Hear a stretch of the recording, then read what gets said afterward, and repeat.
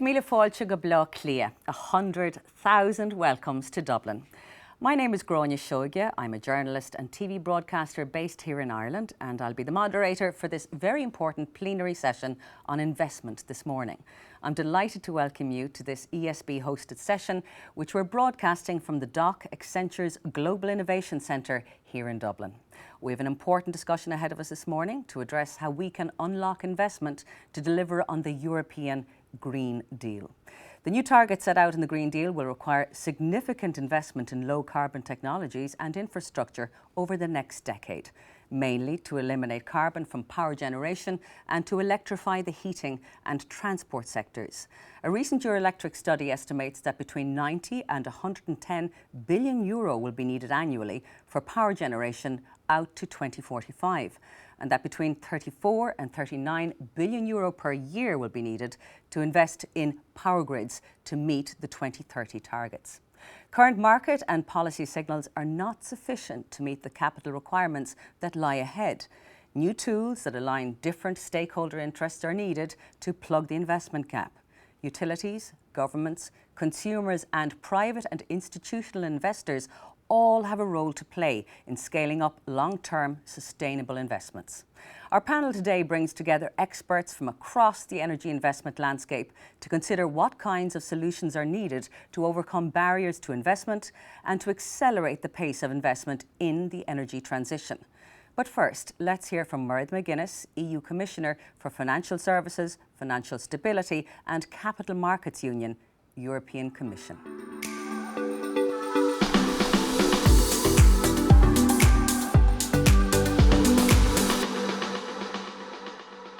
Well, a very good morning and thank you, Gráinne. It's a great pleasure to speak at the Euroelectric Power Summit. As you know, the European Union is firmly committed to becoming a sustainable economy. And under the European Green Deal, we are committed to becoming the first climate-neutral continent by 2050. But of course, we must act now. The next decade will be crucial for transforming our economy into a sustainable green economy that's fit for the future. And electrification will play a key role in that. You know that energy is responsible for 75% of greenhouse gas emissions. So we will not become climate neutral without decarbonising our energy system. And according to our climate target plan, the role of electricity in our overall energy consumption will significantly increase. Electricity provided around 20% of our energy demand in 2000. Today, it provides 23%. By 2030, so in less than 9 years' time, it should already provide 30%. And by 2050, electricity should meet around half of our energy demand. The pace of electrification needs to almost quadruple in the next decade compared to what we achieved over the past 20 years. So reaching these targets will require significant investment. The European Union is building up a sustainable finance framework to encourage sustainable investment. Today I want to speak about the EU Sustainable Finance Agenda and the role of the power sector. There is growing demand for sustainable investment. That's investment taking into account the need to tackle climate change, reverse biodiversity loss or to protect human rights. As policymakers, we should help the private sector move towards sustainable investment by setting clear targets and providing usable tools. And the Commission has been working hard to do that since 2018. Last year, the Parliament and the Member States adopted the Taxonomy regulation, which put in place a framework and a timeline for the EU taxonomy. In line with that agreement, on the 21st of April, the European Commission adopted the EU Taxonomy Delegated Act, agreeing a list of activities that contribute to climate change mitigation and adaptation. The EU Taxonomy is the world's first green list. It is science-based. It is a tool that translates the EU's green aims into criteria for investment purposes. And we believe the EU Taxonomy will help us build a common understanding of what sustainability means in practice. It's a key part of our efforts to connect finance with the needs of the real economy. The taxonomy defines what is ultimately in line with our goals under the European Green Deal. It helps to prevent greenwashing and protect private investors from investment losses from stranded assets. It also helps companies move investment to where it's needed most. What makes the taxonomy particularly powerful is that it not only identifies activities that are green today, but also helps the transition of activities that are not green yet, but want to become green over time. The list of activities that we've agreed 3 weeks ago includes the most relevant activities for reducing greenhouse gas emissions. It includes sectors with the highest carbon emissions, like energy, manufacturing, transport and buildings, and activities that enable their transformation. These criteria cover a wide range of economic activities, covering about 40% of listed companies in sectors responsible for almost 80% of direct greenhouse gas emissions in Europe. This taxonomy will provide transparency, and that will lower the costs for identifying sustainable economic investments, allowing market participants to use resources they would have used for this for other purposes. Companies and financial market participants will be able to start reporting on how far their activities are aligned with the taxonomy from January 2022, and that's according to our taxonomy regulation. We are working on the content, methodology and presentation of the information that should be reported, so that investors and the wider public get comparable information about companies and their activities. Just last week, we published another draft delegated act that sets out how we think this information should be disclosed. And that draft is open for public consultation until June 2nd, and I would encourage you all to participate. Looking back at April the 21st, we also adopted a proposal for a Corporate Sustainability Reporting Directive. The new CSRD will lead to clearer reporting by companies on sustainability. The aim is to have companies report comparable, usable information on both their impact on people and the environment and how climate risks and other things affect their activities. The financial system needs better information from companies about their impacts so that more money can flow to sustainable investment. And the Commission is also working on a renewed sustainable finance strategy. It will highlight how sustainable investment can help companies that want to improve their environmental performance and support their transition to sustainability. So how can we help companies move away from unsustainable activities and towards sustainable ones? We'll provide a roadmap to increase sustainable investment and support the European Green Deal. This summer, we will also put forward our proposal for an EU green bond standard based on the taxonomy. And the aim is to create a gold standard based on market best practice available to all green bond issuers on a voluntary basis. The standard should give issuers of high-quality green bonds a reliable way to demonstrate their environmental commitment and alignment with the EU taxonomy, and all of this work will allow capital flow to help us meet our 2030 and 2050 goals. But of course, Europe cannot do all of this alone. We need to cooperate on climate policy, including on sustainable finance. The EU launched and co-chairs the International Platform on Sustainable Finance to coordinate work on taxonomy, sustainable disclosure, standards and labels. And members of this international platform represent more than half of the world's population, GDP and greenhouse gas emissions. We want to coordinate and so avoid fragmentation, which would get in the way of financing the transition. And as I noted, we need electrification for climate neutrality. It will happen very fast in some sectors. In households, we foresee that the share of electricity out of total energy consumed will increase from 26% to 41% by 2030. In transport, the share will more than triple. This move towards an energy system that relies more on electricity creates both opportunities and challenges. First, there are huge opportunities for investing in renewable generation, and Europe should double its installed capacity of renewables from 2020 to 2030. Ensuring that the grid can absorb the electricity will be a challenge. So investment in grid reinforcement will also be needed, including across borders, both between EU countries and with our neighbours. More importantly, with a large share of renewable sources, we will need new, smarter ways to manage our system to ensure that supply matches demand at all times.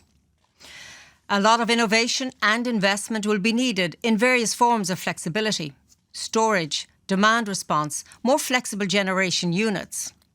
But more and more, electricity will not be seen in isolation, but rather as fully integrated with other parts of our energy system. With the rapid deployment of electric vehicles, with heat pumps, with smart district heating systems, with electrolyzers for the production of hydrogen, with more electrified industrial processes, the whole energy system will contribute to greater flexibility. This is, in a nutshell, our vision of a more electrified, integrated, sustainable European economy.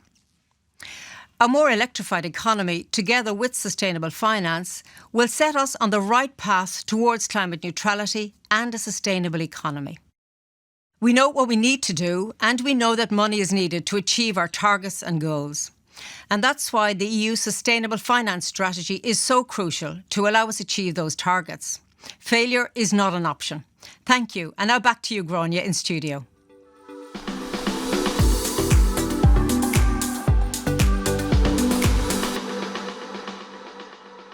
Thank you, Commissioner. A strong focus there on the new EU Sustainable Finance Package that I'm sure our panellists will add their perspectives to in the discussion ahead. And joining me here in our Dublin studio is Pat O'Doherty, Chief Executive of ESB and President of Eurelectric. Thanks for joining us, Pat. And joining us remotely, we have Lawrence Slade, Chief Executive Officer, GIIA. We have Marilyn Ceci, Managing Director, Global Head of ESG Debt Capital Markets, JP Morgan. We have Ditlev Engel, CEO, Energy Systems, DNV, and Nancy Sage, Chief Climate Change Expert, EIB, and member of the EU Platform on Sustainable Finance. Welcome, everyone, and thank you for being with us today. Now, in the introduction, we spoke of the significant decarbonisation ambition in the EU, and we know this is a position replicated right around the world. I'd like to understand from the panellists your views on the scale of the challenge, the role that your organisations have played so far in the energy transition, and also what you uniquely can bring to the table to deliver on the Green Deal objectives. Perhaps I'll start with you, Nancy. What's the role of the EIB to this point, and what can you do to advance the energy transition? Well, thank you very much, and I'm delighted to be here at this Eurelectric event, representing the European Investment Bank. So we are the EU's bank. We work primarily inside the European Union, but also as a global multilateral bank all around the world in developing countries. And we are owned by the member states of the European Union. So clearly, we see our role in the whole sustainable finance agenda of the EU as very important to reinforce the policies and to support the rollout of different types of financing. We're also the climate bank. We had a very important decision by our board in 2019 that we should have a very ambitious climate and environmental target where we aim to exceed 50% of our financing as green financing by 2025, and also that we would align all of our activities with the goals and principles of the Paris Agreement by the end of 2020. Then we brought forward what we call our Climate Bank Roadmap, which was approved by our board in last November, last year. And this really lays out over the next 5 years how we're going to do this. And it clearly shows how what the bank is going to do links to many parts of the European Green Deal and also to the sustainable finance agenda. So we are supporting the taxonomy work in the platform, as you mentioned. We are looking at supporting not only the green taxonomy, but also quite a lot of the work that's going on now in the platform to look at a possible future social taxonomy, a possible future harmful or no significant impact taxonomy. But we do see that we have a role also in showing the example, how the bank uses the taxonomy. And so therefore we are not only already this year using it for tracking our climate finance, of which of course energy is a very important part, but we're also using it for part of our Paris alignment work, where we're using the do no significant harm criteria as being a proxy for Paris alignment, meaning that this is there are areas where the bank will choose not to finance in the future. Now, this means that we, in the energy transition, we are actually doing both supporting more green finance. So in the energy field, you would see us supporting renewable energy, but also supporting new innovation in renewable energy, also demand management, energy efficiency, very, very important part of our energy lending policy.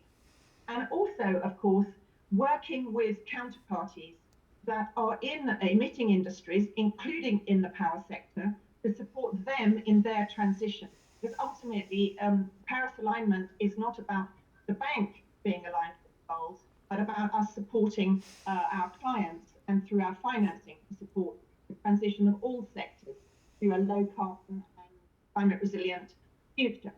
So we see that our emission performance standard, which basically sets a threshold of emissions where the bank will not finance new projects that operate above that level. And for the bank, it's 250 grams of CO2 per kilowatt hour as being one part of it.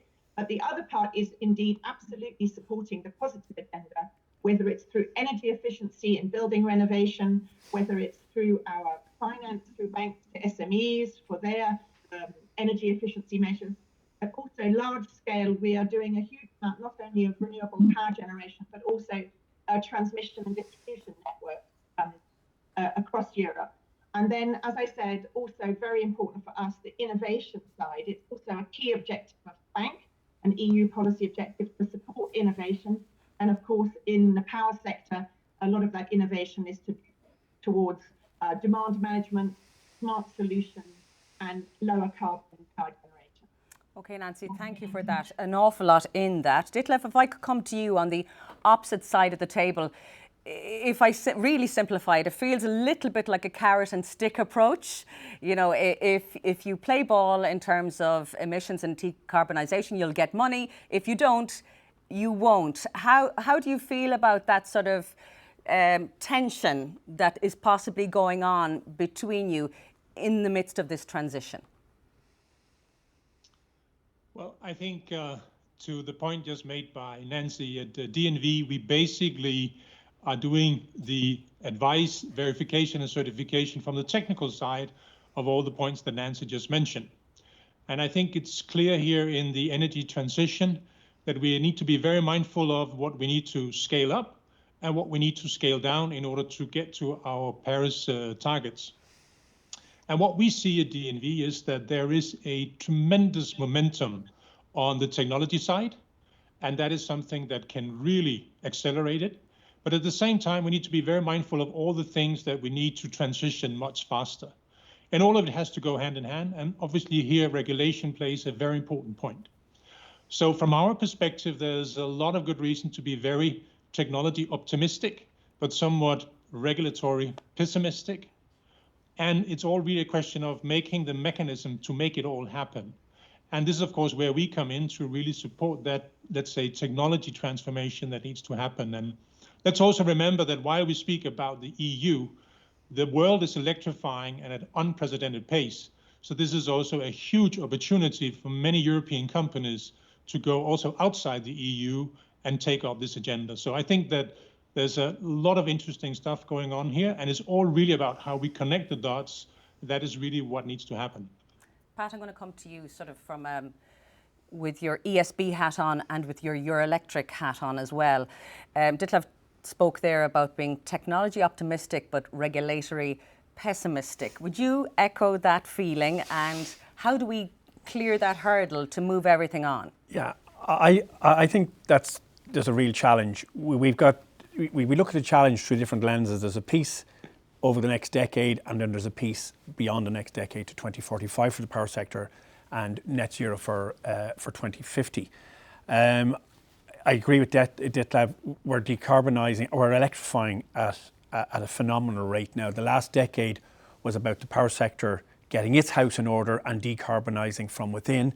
The next decade now is the first decade, I suppose, we're calling it the electric decade, but it's the first decade in seeing the power sector as a catalyst for societal transformation through electrification.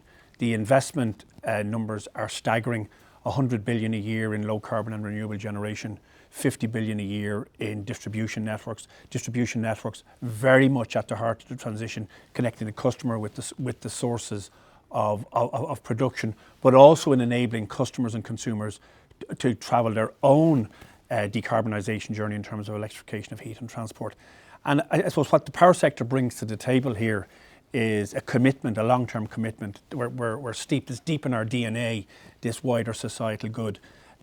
We have huge capability, we have huge balance sheets. The technology for 2030 is quite clear now, so that technology is stable. So it's about the investment opportunity, the funding to deploy that. We will have to deploy 3 times more solar and 2 times more wind than we've deployed in the last decade to make 2030. So a staggering deployment challenge, a staggering investment challenge, and then I suppose the ground rules, the regulation, the legal framework to make all that happen. All of these pieces have to come together to make this work. So let's talk more about the regulation, because it feels like it is one of those stumbling blocks. What needs to happen from your point of view so that piece is removed, so that all of the initiative and the technology and the optimism towards electrifying, as Ditlev said, at this amazing rate can actually happen? Yeah, and it was interesting to hear Nancy talk from, I suppose, the investment perspective, and we'll hear Lawrence and Marlon also about what they need from, I suppose, on the deployment side from utilities and from the power sector, but also what's needed from regulation. From a utility perspective, when we take it in different pieces, so the piece of the regulation that plays to networks is very much about regulators putting in place a different regime to make this work. Now, utilities have a role to play as well, because if we're being honest, we have a real interest in putting copper in the ground. The solution is not all about copper in the ground. The solution is of finding different ways of doing more for less or more with less. So the regulators have to find ways of incentivizing the utilities to do this and to change the way we have traditionally done things. Also, regulation and market has to bring the customer to the table. The customer in terms of how the customer will use their electricity, when and how, so the whole area of demand side management, and the role of how the customer, I suppose, makes up a piece of the jigsaw. And then on the investment side, then we need to see markets.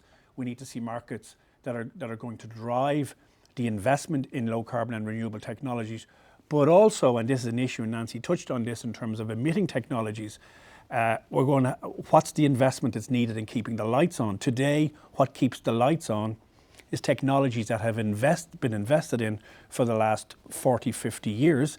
And those technologies, particularly coal and then gas, are going to have to change. So how's the investment going to happen and the regulation going to happen to make it so that investment can take place in a market environment? Marlon, I'm going to bring you in all the way across the pond. You've been so innovative in your investment solutions, greening all of us and leading the way. America is so much a part of this new initiative right now, Biden's various pronouncements. It's very, very exciting after 4 years of stagnation on climate change. What do you think needs to happen to move things forward? It feels like everybody's at the starting line, everybody's raring to go. Something needs to move and change. What do you think that is? Well, I think several things. First of all, thank you for having me. I think several things need to change, and some of them are already underway. So at JP Morgan, we've been, as you know, very active in leading the ESG label bond market. And that is something that will help, to some degree, really change the narrative and help investors, right, prioritize and focus.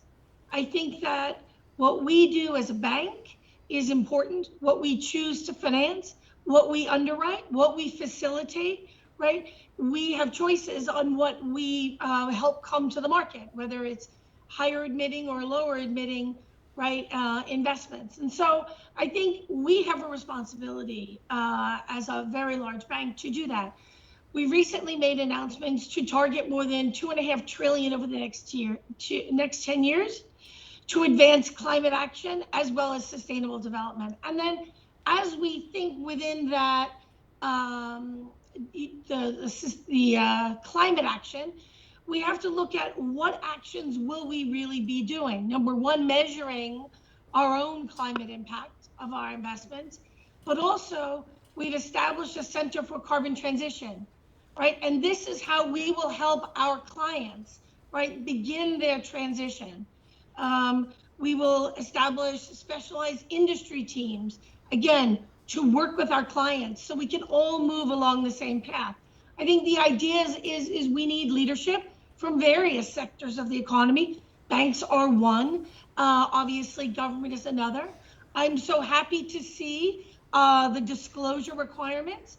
I think if we don't know the carbon, right, that investors have in their portfolios, they won't feel the pressure to sort of decarbonize those. So the Securities Exchange Commission, more recently, as you noted, has been changing the communication and have been encouraging and as consultations out to really focus on issuer disclosure regarding climate. And I think that is a huge step forward, in addition to the infrastructure spend and many of the other things that you're already referencing. Okay, Lawrence, I'm going to bring you in there. Marilyn was talking about the new sort of pressures that are coming on to reveal what's in the portfolios. Are you feeling pressure that people are now getting to look behind the curtain and see what you are investing in? And do you feel that's going to sort of, inspire you, we'll say, to move forward and decarbonise at a quicker rate? Well, we obviously represent over 60 different global infrastructure funds with getting on for $1 trillion of assets under active management. So you can see in that pile that there's a massive cross section of investments right the way across a modern economy. But our recent Pulse survey, where we look at investor sentiment, it's very, very clear that you're seeing a very quick transition underway in terms of how investors are structuring their portfolios, and how you're seeing carbon intensive assets moving out stage left, if I can put it like that, and clean investments in renewable technology, in digital technology, moving very quickly in stage right. So I think there's a real how can I put it? Everyone's on board here in terms of delivering this, but I think on the points that we've Ditlev and Pat and Marilyn and Nancy have mentioned so far is creating those stable frameworks is absolutely critical to this, because when we're talking about investing in infrastructure, we're not talking about venture capital, we're talking about long-term patient capital, and we're talking about how we can create, with the European Commission, with the member states, that stable environment, both in terms of the policy vision, but also in terms of how the regulation work. And those two have really got to come together if you're going to see that long-term capital come in. And there, because there is no shortage of money. We've seen the funding announcements from the Commission itself, and just within our members, we know there's several $100 billion worth of capital ready to be deployed. But it is about how you bring all of these different elements together. And the more successful you are in doing that, in combining public euro with private euro, the more you're going to achieve in a faster time. Okay, Lawrence, I'm going to actually keep the spotlight on you, because you've nearly brought up my next question. Everybody wants to do this, so half of me is wondering why we're even here talking about it at all. But clearly you are holding, the keys to the kingdom, really, all this $1 trillion and euro of money that you're talking about. What kind of hand-holding do you need? What kind of reassurance do you need to be able to move forward and pull the trigger with all this funding to get us to where we need to be to hit our targets in decarbonisation moving forward?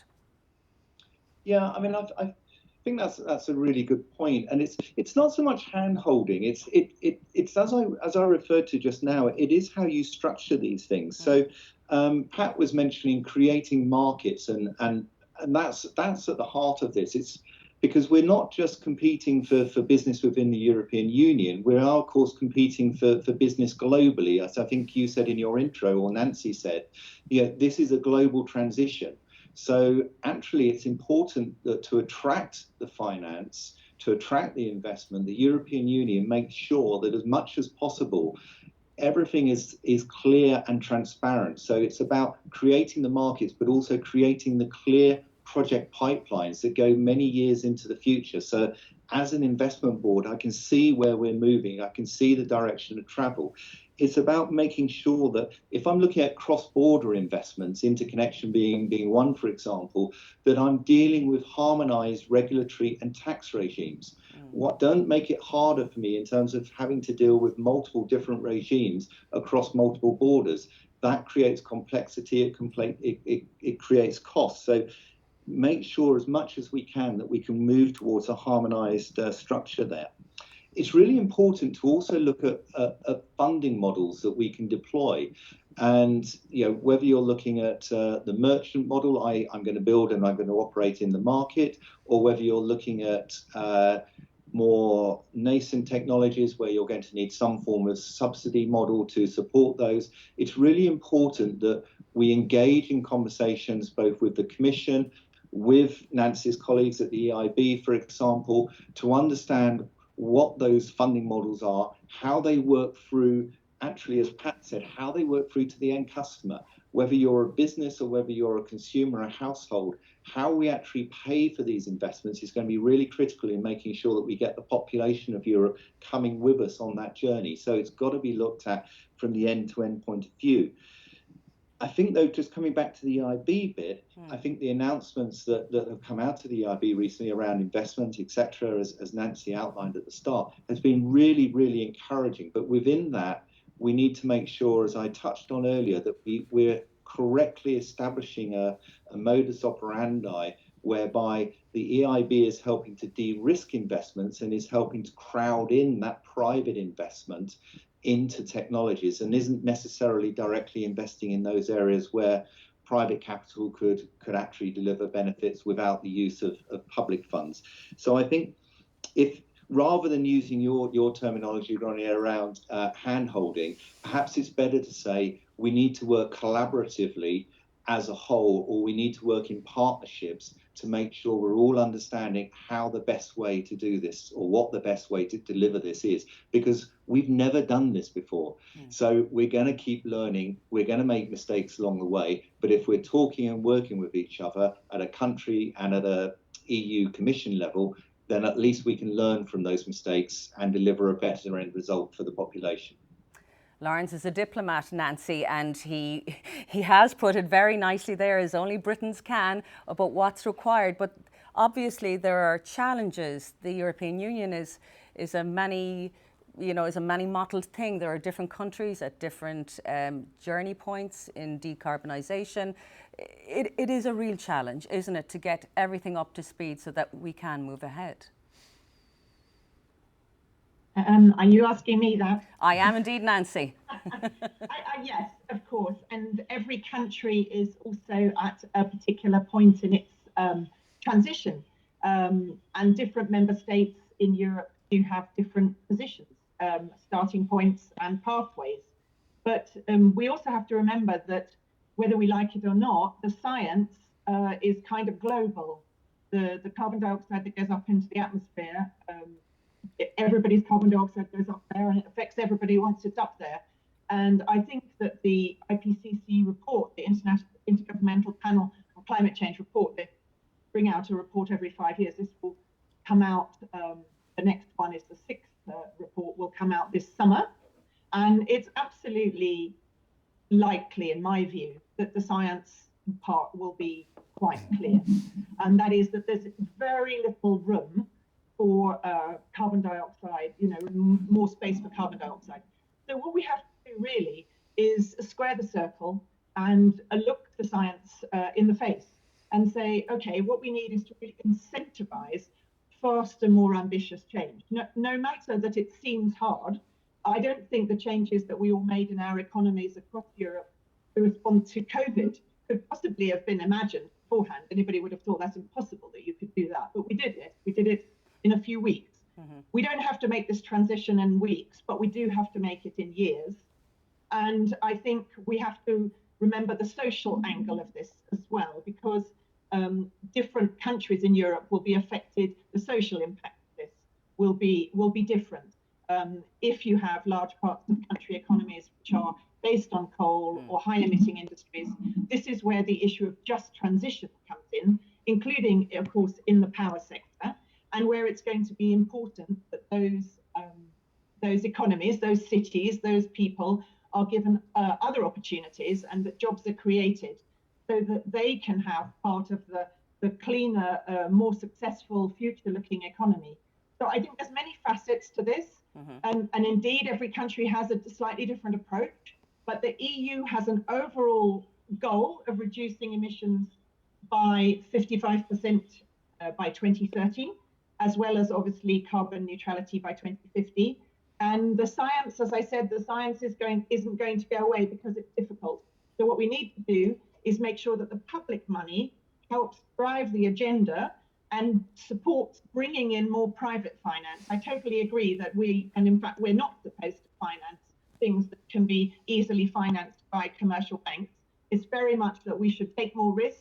That's what the whole of the FC program was, and the new InvestEU program will be about. We should be supporting innovative technologies, and we should be supporting innovative industries. Even in renewable energy solutions, there are new developments happening all the time, and that's also the bank's role to help push the technology development. I'm going to bring you in, Detlef. I see you nodding along there. What happens if one doesn't keep pace with the other, if the institutional framework requirements and the technology are not hand in hand, if there is this lag and then this frustration comes, how do you handle that? So I think first we have to say that they are the hard to abate sectors and the so-called easy to abate. Now, the easy to abate is, I think, the more traditional one, the electricity for our houses, EVs, etc. This is something that we should just get going on as fast as we possibly can, because we have really no time, as was just mentioned by Nancy. Then we have the hard to abate sectors, that is the shipping industry, it will be the airlines, it will be heavy industry, where we need to look at also other mechanisms of how they are going to pay and how they're going to scale. So we have to look at it in different categories. And then we need to make sure that we incentivize like this. On the recent climate summit by President Biden, it was mentioned by the CEO of IMF that we need at least $75 per ton of carbon. And I think the faster we can get that in place, the easier it will also be to give a more long-term perspective of how to release the money going forward that is needed. I think the situation we are seeing at the moment is that it's capital chasing projects. There is simply not enough projects. There is not enough of, let's say, projects that should scale very fast. We have seen energy islands being developed by Denmark, which is one of, let's say, these moonland shots that we need to take. So we need to be technology much more brave. And we also need to understand that the way we should regulate it also needs to reflect that. So obviously for the hard to abate sector, for instance, for green hydrogen, we need to understand that it's a different situation we are in, and we also therefore need to treat it differently. But we need to be very mindful of that when we talk about the COVID-19 situation, we saw that the carbon emissions in the world went down by about 8%. And in order to get to Paris, we need to do that every year, but hopefully without COVID. And that actually shows the challenge at hand. And therefore, if we don't start not just to address this from finance and technology, but I will also have to say from a mindset perspective in a different way, it's not going to happen. And therefore, I think the imagination and the approach to the problem needs to be different. And here the private and public partnership really needs to get together. So I think it's really great to see the initiative by the EIB. So we really have to understand that we have to finance something to scale up much, much faster. And we also need to finance some of this. We need to scale down much, much faster, because it's that net delta for the CO2 emissions that we are all chasing. So I think it's really about also stepping up the effort and the approach to the problem. And so when I said in the beginning being regulatory pessimistic, it is not in any way to take away many of the initiatives that is happening, but we need to build the timing factor into this. If timing doesn't come in here, we will solve the problem. I don't think that's really the issue at the table. The real issue on the table is how long will it take us? And therefore, everything we do needs to be measured against time. Pat, everybody can I suppose, acknowledge their experience of COVID, the staying home, the not using the car, and as a result, the benefit to the environment, everybody knows about it. And Ditlev is saying we need to be replicating that, but without the lockdown, without everybody staying at home. And as he said, it does require new thinking, and new thinking with speed. Do you think everybody is sort of on board with that yet, or is it easy to sort of slide back into the old ways once you feel, well, you know, the crisis is over? I'm talking about COVID again. That we need to keep it front of mind that this is not going away, that we have one shot at saving the planet, and how we produce our electricity is so much a part of that.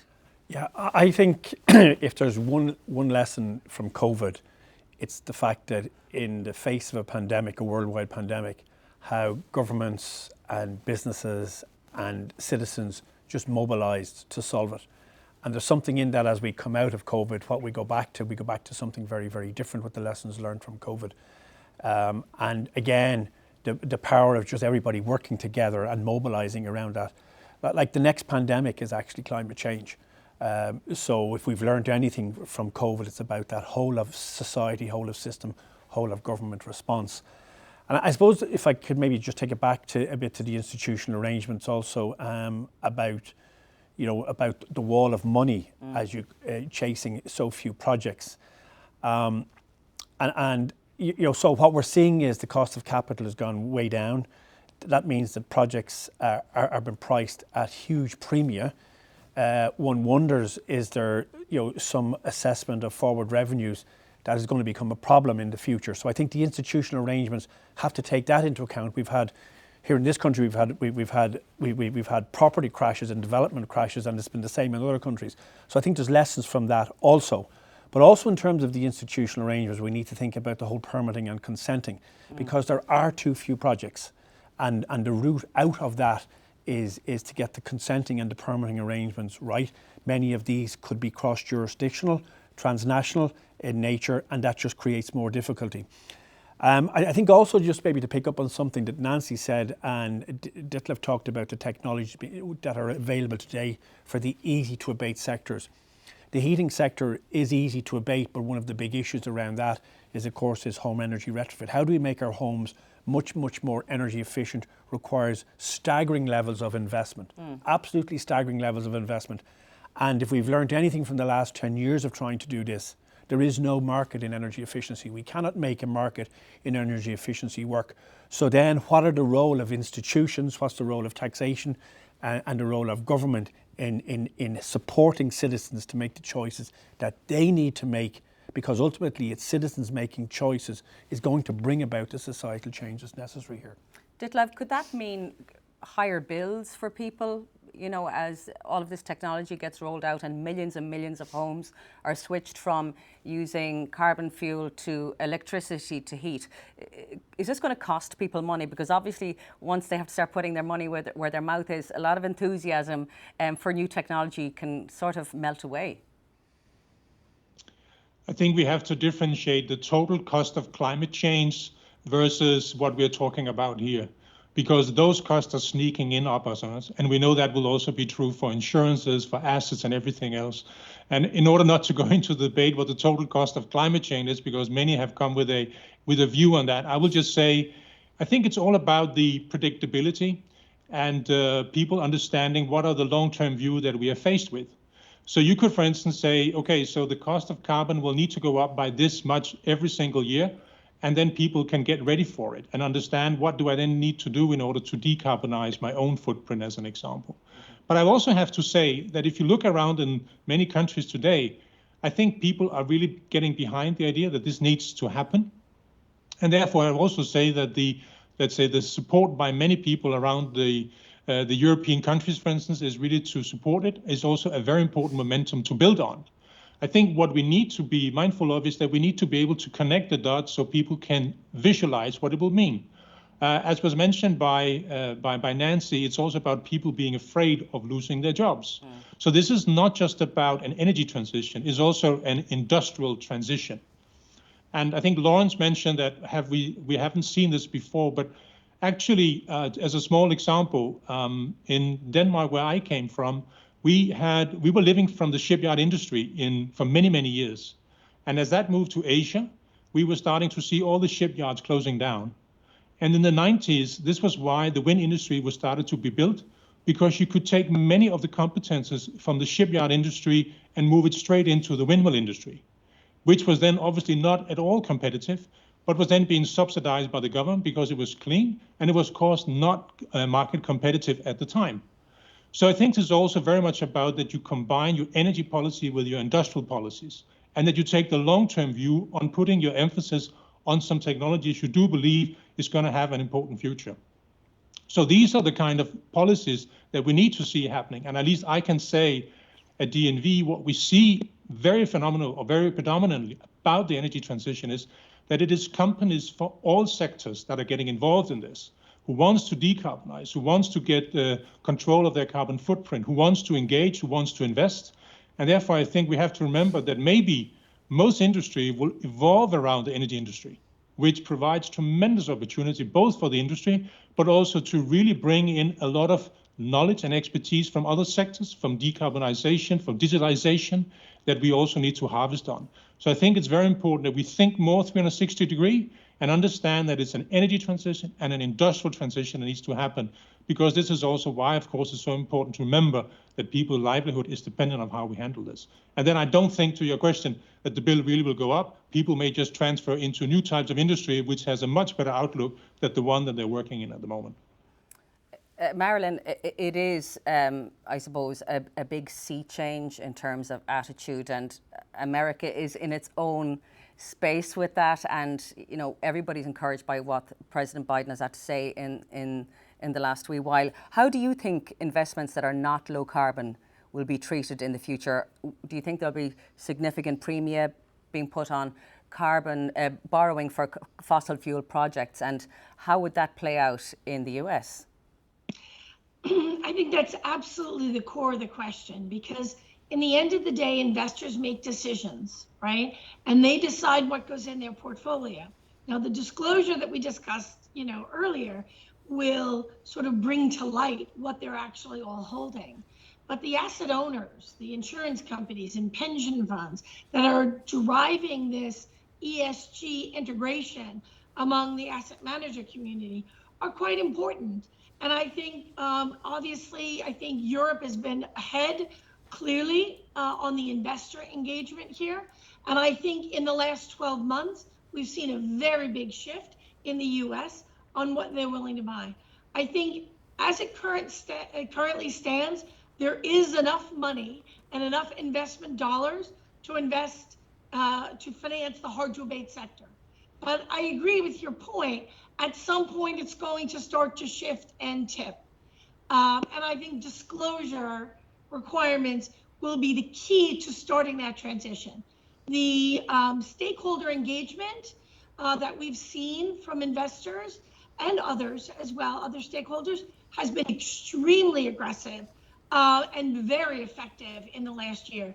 So a lot of what we've been doing at JP Morgan is helping our issuer clients understand, number one, these ESG ratings, what they mean, and how to really communicate their transition narrative. So it's a push and pull. I think at the same time, both the disclosure as well as the asset owners deciding what they will and will not finance in the end. Lawrence, I'm going to bring you back in there. While Marilyn is talking, it almost reminds me of smoking. It was such a huge part of society. Pregnant women smoked, it was no problem. People smoked in TV studios, in bars. All of a sudden, sort of the science came forward to say how dangerous it was. And then bit by bit, people started to turn against it. Then legislation came in, and all of a sudden you're a pariah if you smoke. Do you think something like that has to happen with investment in high carbon industries, in coal, so that people really are too embarrassed to even touch it in future, and that their conscience is pricked to such a degree that they're kind of pushed and pulled down the road of innovation, new technology? I think to a certain extent, Grant, that's probably happening anyway. But one thing I wanted to bring up associated with this actually is a lot of our investor members, for example, long-term patient capital, are indeed pension funds. And what you're starting to see is a tremendous amount of shareholder or stakeholder activism, which is actually actively forcing companies to reassess the makeup of their portfolios. So this is a sort of a multi-pincer movement in some respects, that your own shareholders are making it very clear what they think you should and shouldn't be investing in. You have the policy instruments that you kind of legislative instruments that you refer to there that are forcing you in as well. So this is happening. I think what we've seen over the last year, off the back of the pandemic almost, is actually the speed that it's possible to change and the speed that it's possible to move at if you really want to. The other angle, though, that Nancy touched on earlier around different countries within Europe being at different stages, is it moves us back into this discussion around what is a fair transition, and actually making sure that we're bringing everyone with us and we're making sure that everyone can benefit from the frameworks that we're creating here. A couple of other points I wanted to touch on, though, is we need to be imaginative, because I think Ditlev mentioned, or it's come up quite a bit, energy efficiency and how we actually reduce heating and costs within our homes. And actually, there isn't really a market for energy efficiency. It's not the most exciting thing, but actually it's probably the most critical thing that will affect a lot of us. And if we're talking about consumer bills, the more we deal with energy efficiency, the more we'll make sure that those bills actually don't go up and actually they go down. So let's be imaginative around the financing models that we can use. If we're switching people to air source or ground source heat pumps, let's see how we can aggregate up not tens of those, but hundreds of thousands of those, and create investable products. We've done similar things in the smart metering market. We've done similar things in other sectors, but create these markets where we can look at Volt, we can look at how we can spread the costs for householders over the next 10, 20 years, maybe even. So I think when you're looking at financing, when you're looking at how we can bridge the gap, as the title of the session was, let's be imaginative about how we can use the funds that are available in a way that benefits all of the population within Europe. Nancy, how imaginative can banks be? I mean, how much new thinking can you bring to the table to encourage new technology, to bring countries along together when, as you said, countries, particularly in Europe, are on such a sliding scale in terms of where they are on their journey to decarbonisation? Well, banks are often thought of being, very big, slow-moving organizations, but I think in every bank there are people who are thinking about this and innovating and coming up with new products. What we are doing at the EIB is working with a lot of banks in Europe as well, because we do 20 billion euro a year through our intermediary bank partners, and that's financing SMEs, but also financing energy efficiency, also sometimes financing small municipalities who may be investing in electric vehicles or energy efficiency in their municipal buildings. So we are always looking to how we can support those banks, how we can help them in order for them to develop new products and actually reach out more clients. I think there is a place also for more sort of risk management in innovative technologies. But to be perfectly honest, I mean, some of the stuff that needs to happen is what was mentioned, which is massively more investment in energy efficiency. And how can you get that done? The problem is that many times it's kind of the small cousin, because it's usually very bitty and complicated and so on. And so it's easier in a way to finance a big metro or to finance a large wind farm than it is to work out how to do a lot of this small scale stuff. And yet it is so important. I mean, for us at the bank, our climate finance last year in Europe, there was nearly 4 billion in renewable energy, but we had over 5 billion in energy efficiency. And we've developed with the European Union a number of programs to find ways of sort of accelerating energy efficiency investment. One of them is called ELENA, for example, which looks at energy efficiency in municipal buildings and sort of large-scale housing projects. But I do think it's one of those places where you see a role for banking and for regulation, because obviously, ultimately, when people renovate their houses or when they renovate buildings, it also is important that ambitious standards are in place for energy efficiency renovation. And as we move towards a more circular economy, for example, it can be important that those standards cover, reuse of materials in energy efficiency. So I think it's a question of sort of developing products by banks, but also you need the regulation as well, so that actually the whole standard of energy efficiency renovation is brought up. And I do think this side of the electrification of sectors that are not currently electrified, coupled with obviously massive energy efficiency and demand management in the places where we already use electricity, I think there's room for lots of innovation, including financial innovation. We funded a project in France, which was about the demand management and actually having an asset holding company for deploying demand-side energy management solutions.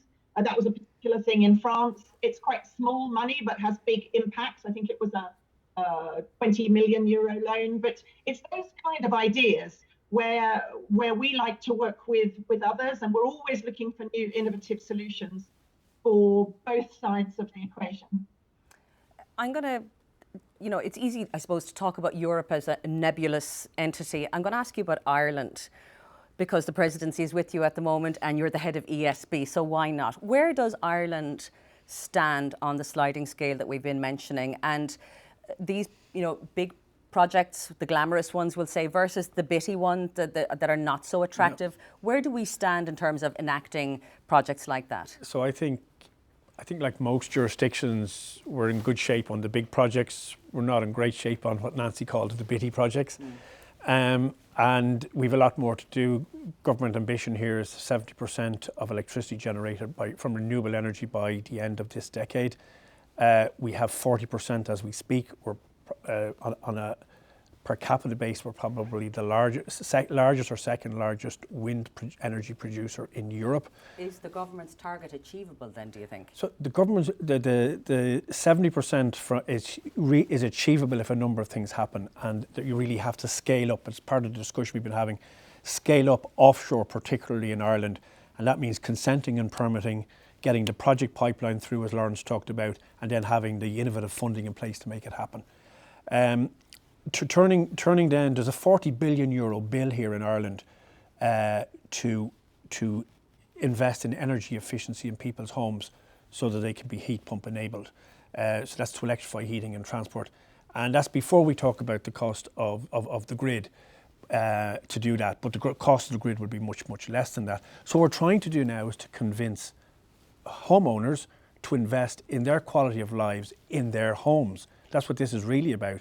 And this is the bitty piece that Nancy talks about, or Lawrence talks about, innovation and technology making it possible to aggregate demand from millions of homes so that becomes part of the system design and brings about the decarbonisation as well. But I think, back to the point you put to Detlev about the price, there is no doubt that the electricity customer today has paid for all of the heavy lifting that has been done in decarbonisation of the power sector. And we need to be careful. There's significant levies and costs on the electricity customer because of that. We need to be careful that we don't keep loading up those costs because that then people look at their bill and that's what they see. But we need to shift the debate from the cost per kilowatt hour. In our industry, we price our product on a per kilowatt hour basis. We need to forget about that. We're not selling kilowatt hours anymore. We're selling quality of life. We're selling home comfort, we're selling cleaner cities. And that's the debate we need to take to people. So it's not about the price of electricity, it's about the whole cost. Ditlev talked about the cost of not doing this in terms of not addressing climate change, but to take that dialogue and that debate to people. And that's a real challenge. And I think the power sector has a huge role to play in that because we're trusted. We've been around for a long time. And in terms of something we've done before, we've actually done this before. We've done this over the last 100 years as as we've achieved the level of electrification we've actually achieved it today. So I think, you know, that's part of the challenge, but I think the power sector is uniquely positioned to do that, working with investors and working with regulators and, of course, working with consumers and citizens. Ditlev, what about the point that while people want things to change and they want clean, green energy, the minute you start talking about, we'll say, a wind farm, not in my backyard starts to pop up straight away. People don't want to look at these things. Sometimes they feel that they take away from the beauty of the landscape. And there's always this big debate about that, where it feels like government are forcing something through and then you have protest. How are you negotiating that as we move forward? Are you moving over, I suppose, stumbling blocks like that? So there's no doubt that the engagement from all of us and the support by all of us to it is absolutely critical. I think, again, talking about the learnings from COVID-19, when we all understood the consequences of it, we changed. And so I think in order to accelerate this, and this is not just about wind farm, it's also about getting grit in the ground, is for everybody to understand what are the consequences. So I think it's also very much about how we articulate it. And it was just mentioned by Pat, what is at stake here? What is it that we want to achieve? And I was actually wondering the other day when you, for instance, watch on CNN and you see the Johns Hopkins University seeing all the time the clicking of how many people are being affected by COVID-19. What if we had such a, let's say, barometer out there for how much carbon we have left to spend and how much we have spent every single day, and what we have left to spend? And we understand that then the clock is running down. I think it will sort of change our perspective of what our positions will be on certain points, because we can't make a transition just by keeping everything the same. So I think it's also very much getting a bottom-up understanding of what needs to happen in each of the countries. And I said before, what is it that we need to do and the way we can contribute to this? And I think actually we will be surprised. And at least I remember some years ago that I heard about a wind farm that was going to be installed. I think it was in Scotland. And instead of trying to get it passed, which will take many years, they offered the community part of the revenues for the wind farms if they would say yes very fast to permitting it. And the money they got from the wind farm, they used to pay for new football fields, upgrading of schools, etc. And all of a sudden, the wind farm became part of the community instead of something that people didn't like to look at. So I think it's also, again, using the imagination of how we can see that the upside from what we do give us significantly more instead of just debating whether we think they look nice or don't look nice. But that is, of course, also the role that every of us in the industry has to take to try to show that we can actually do it in a different way, and therefore why it will be good to join this kind of, dare I say, movement. Ditlev, I'm going to stay with you because something has come into my head, and particularly you see it in America where, you know, you have somebody like John Kerry who's making documentaries about where the earth is heading. And then you have people who hold huge power to influence hearts and minds saying, it's a hoax, we're fine, this is, you know, this is ridiculous. Those ideas still abound. And, you know, we've been talking about connectivity and electricity. There's also the World Wide Web. People are free to read whatever theories they like. And some people will hold the idea that we're fine. We don't need to change. How do you deal with that kind of thing? I know it happens, I suppose, more outside of Europe possibly, but how do you make sure that you can win people and bring them along with you? Well, I think the first thing I would say is I really hope that those who says it's a hoax are right, because that would really actually be good news. Unfortunately, I have to say I'm not a client expert per se, but having been involved in this kind of industry for 16, 17 years now, and having listened to the client scientists, I just have to say what I've seen evolving over those years is actually what is panning out. And I think, again, we have to say that it's, of course, a communication challenge. But I think, on the other hand, it's also to remember that apart from the climate change, it's also about pollution. Millions of people die every year from pollution. And this is something that we have seen, again, through COVID-19 in a number of cities around the world, that all of a sudden the pollution went down. So when you talked before about smoking, let's also remember this is also about pollution. So creating clean cities, apart from climate change, is also, I think, a very important objective. And millions of people are dying today because of the pollution that we also need to address. So apart from climate, I think everybody can feel immediately pollution as a very important issue as well in many places around the world. So that will be a good one maybe to articulate. And there is no doubt when we talk about this, we haven't really discussed that today, but when we set the priorities, what we need to address first, let's be clear about that. The first thing we have to get our hands around is how we're going to handle the scaling down of the coal sector. So we also need to say we can't fix everything in one shot, but we need to set our priorities straight. And getting our hands around that, I think, is one of the first and maybe most important priorities we have to set. Nancy, what is the time frame there? Has one been set to get all of Europe out of using coal? Well, if you look at the 2030 and the 2050 pathways for the EU, you can see that energy has to basically be decarbonized by 2040 because it is a sector where we have the solutions.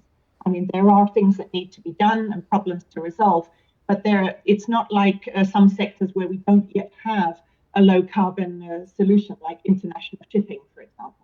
So it's very clear that it's before 2050 for the power sector. And I think that there are a number of models that show what needs to happen. Obviously, there are different ways of doing this, but clearly thermal coal has to be phased out. But I want to touch on the point that I'm sorry, I don't remember who it was that talked about how much space we have left for CO2 in the atmosphere. And ultimately, this is also why we have to be non-fuel specific. We have to look at all the solutions because all types of fossil fuels are part of creating the problem. Some of them create much cleaner air than others, which is very important from a pollution point of view, but they're all contributing to the problem in terms of putting CO2 up into the atmosphere. And so actually what we have to do, and we honestly have to think about this, is that we have to make the plan and not see it just about coal, but about decarbonisation overall, including gas. Maybe they have to be done over a period of time. It has to be managed. But we have to actually see that as something which is coming to us much faster than we think. I mean, 2040 is less than 20 years away. So really, that's in a way one of the reasons why the bank has chosen to stop financing unabated fossil fuel of all kinds. And we believe that the taxonomy and our emissions performance standard, because it's non-fuel specific, it's actually an incentive for different types of power generation to improve by whatever technology. It could be carbon capture and storage, it could be blending with low carbon gases. The point is that it's non-fuel specific, it's just simply an acknowledgement of the fact that we need to bring the emissions of the power sector down very fast. And I think we need to do it thinking about the pollution angle. I absolutely would agree. And I also think we need to do it by saying, well, look, all this energy efficiency as well that we're talking about is going to allow people to run their homes more cheaply. So there's a very positive message to that as well. And in case this is the last thing I get to say, I want to talk about adaptation. I really think it's important to say the climate has already changed. We're already experiencing climate change impacts, and every sector, including, of course, the electricity and power generation sector, is already impacted.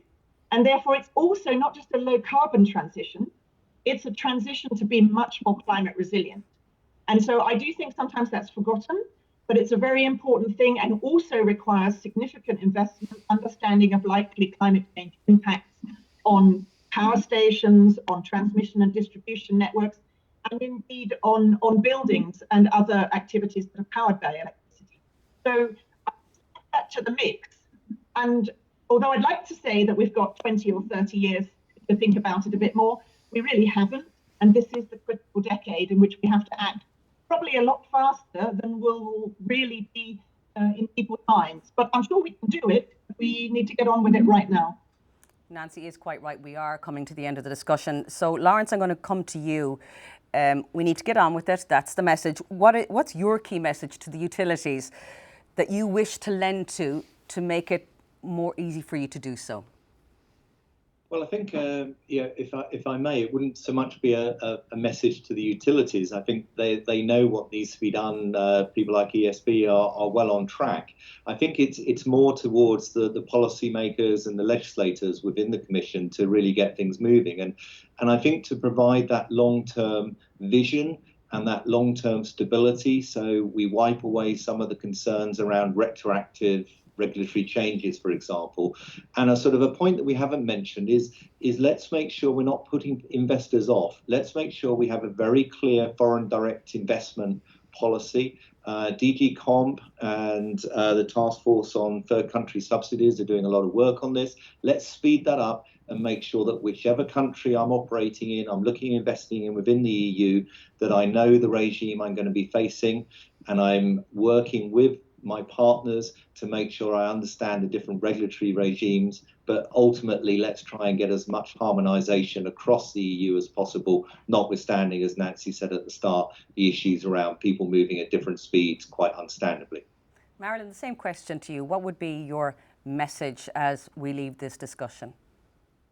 Well, I really think the focus certainly can be on, as Lawrence had mentioned earlier, the shareholders. The pressure that we're getting, or that investors, either equity or even fixed income investors, can force on issuers, makes a big difference. They are changing the way they will change the cost of capital if they decide to invest or to decarbonize their portfolios. And I really think that investor outreach and investor engagement will go hand in hand with any policy encouragement.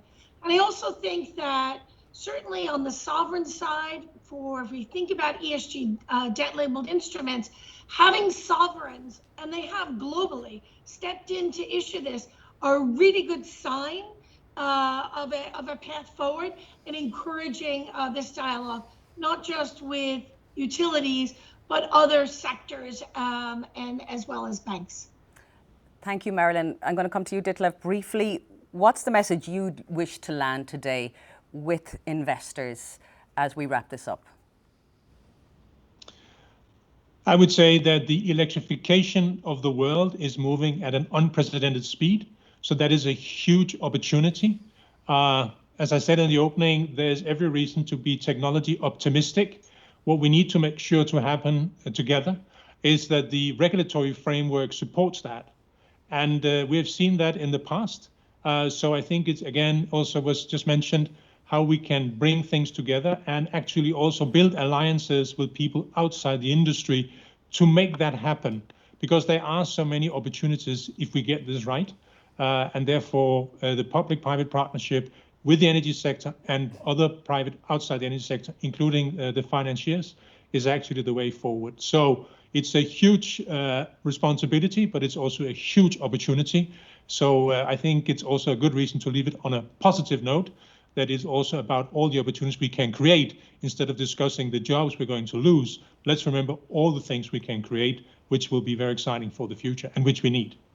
Ditlev, thank you for that. I'm going to give you the last word, Pat O'Doherty. Having heard everything today, what's your key takeaway and your message for investors? I suppose I'll take the second piece first. My message for investors is that we in the utility sector, the power sector, want to be partners and want to partner with you and you to partner with us to make this happen. I suppose the key takeaway for me is that there's no doubt that momentum is truly building. 2030 is a key staging point on 2040 and 2050. So the next decade is really, really important. We know what needs to be done, and it's about getting on and doing it. There's a danger that we all get together and we try to architect the perfect solution instead of moving forward all of the time. And if there's any lesson we can take from COVID, where there's a will, there's a way. Mm-hmm. And speed trumps everything. Speed trumps everything. Everybody, thank you so much for joining us today. Such an interesting discussion, and look forward to hearing more about how policy and investment progresses. Thank you so much. And Pat O'Doherty, thank you so much as well. Thank you, Grania. Thank you all. Thank you very much. Thank you. Thanks very much. Thank you. Bye. Bye.